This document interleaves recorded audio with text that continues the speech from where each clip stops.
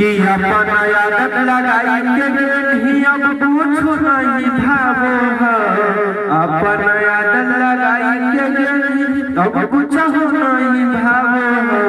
सोना मारे फोनवा बंद तोर बताबो हो, सोना मारे फोनवा बंद तोर बताबो हो। तोरा से बतियाइले बिना निंदियो नहीं आबो हो, तोरा से बतियाइले बिना निंदियो नहीं आबो हो। सोना मारे फोनवा बंद तोर बताबो हो, सोना मारे फोनवा बंद तोर बताबो हो।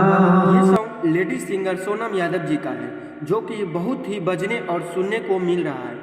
बता दें दोस्तों, ये बहुत ही कम समय में 28 मिलियन प्लस लोगों ने इस सॉन्ग को अपना प्यार दुलार दिया है।